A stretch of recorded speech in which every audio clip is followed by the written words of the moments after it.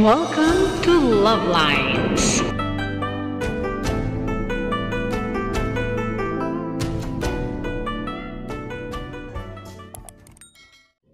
Good morning Philippines and hello world. Araw ng Linggo kaya tara simba tayo.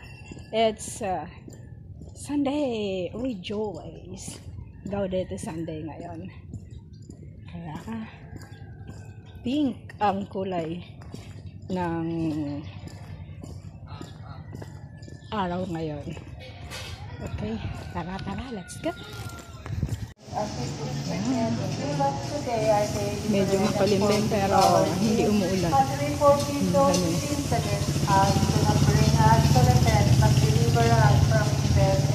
Hail Mary, full of grace, the Lord is with you.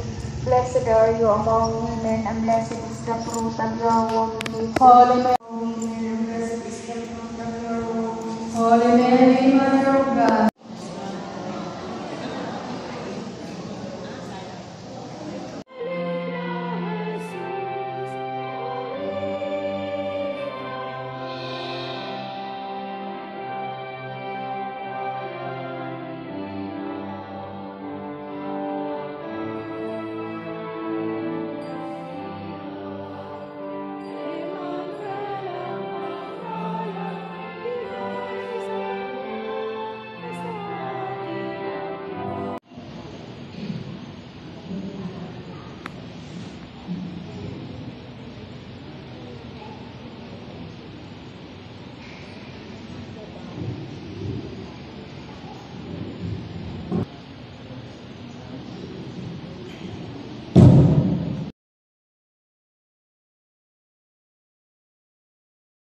Ngayon po tayo ay nasa Katoliko sa panahon ng Advento.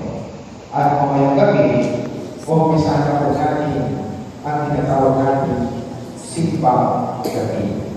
Kaya marami naman mga bagong mukha na darating bagong mukha na pupunta sa simbahan. Sila po yung mga tawag nito, lulubog din tao. Pupunta na kami sa simbahan pag mayroong okasyon.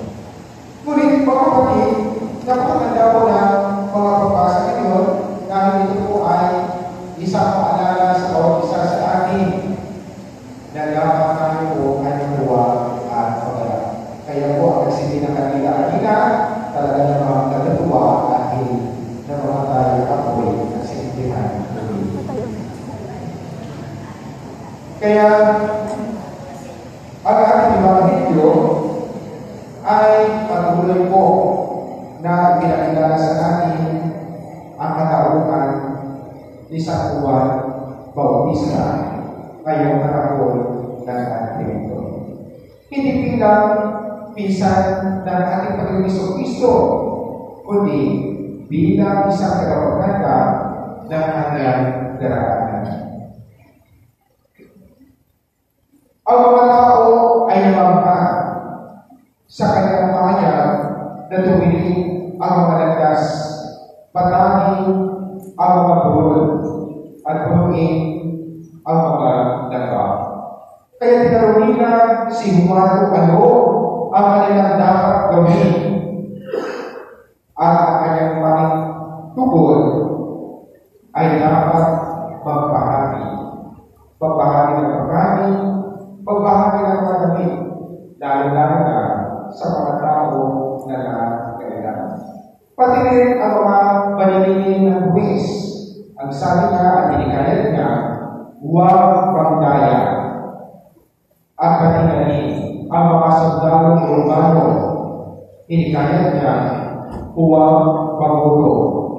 Sa kabuuan, pinatuon ni Juan Bautista sa mga tao sa inuunan na siya ay isang dakilang propeta, ngunit may mas dakila pang kaysa kanya ang darating at hindi siya karapat-dapat na ilalas ang sandalyas nito. Makikita natin ang pagbabago ni Juan na ipahayag na ang kanyang pinsan na si Jesucristo na anak ng Diyos ay darating bilang tagapagligtas ayon sa katuparan ng plano ng Diyos. Kaya ang paalaala ng tinig sa ina ay magsisi at mabalik loob sa Panginoon. Ito yung ating ginagawa ngayong Advento bilang paghahanda sa pagdating ni Kristo. Ipinahayag din ni Propeta Sophias na kailangan natin maganap sa pagdating ng kaligtasan na para sa lahat. At ngayong linggo ay tinatawag na Linggo ng Luha o Gaudete Sunday. Pakikita po natin sa atipunan sa pagpasok na hango din sa ikalawang pagbasa. Ngayon na tayo ay parating magalak sa Panginoon sapagkat siya ay malapit na dumating. Sa ating simbahan o sa pagbahay, makikita po natin ang mga dekorasyon, ang mga palamuti, ang mga Christmas tree, ang mga decoration na napakaganda. At sa ating simbahan, makikita po natin ang suot ng pari at kailan ng ating altar ay kulay rosas. Ito po ay nagsisimbolo o ito po ang palawagan sa linggo ng Gaudete ay sa kabila ng ating prosisi at pagkikinatawag ngayong Advento, kailangan natin maganap sapagkat tayo'y nasa kalagitnaan ng panahon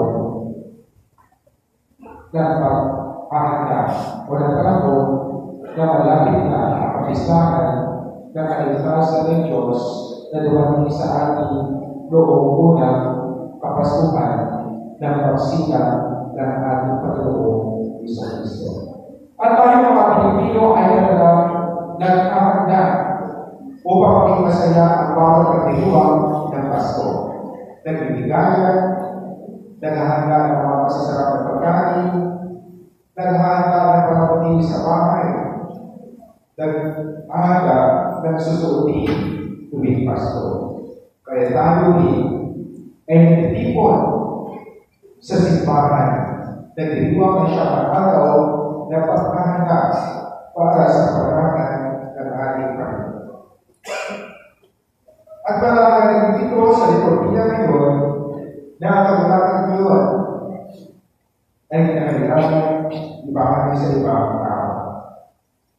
Sabi ni Christopher Macandiles,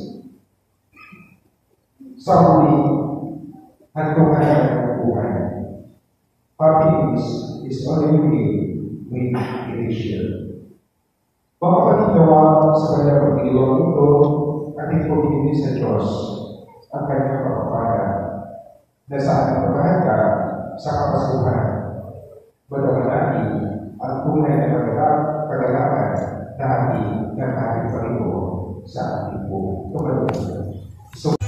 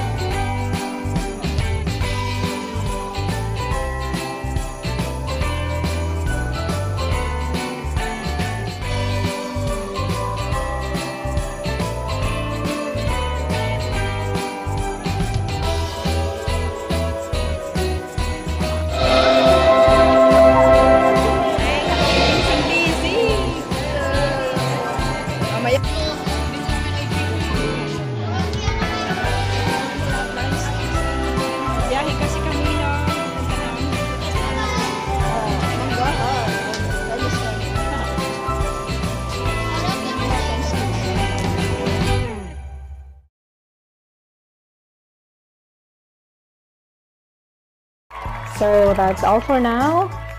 Thank you so much for watching. Once again, this is Love Lines. Have a good day and God bless.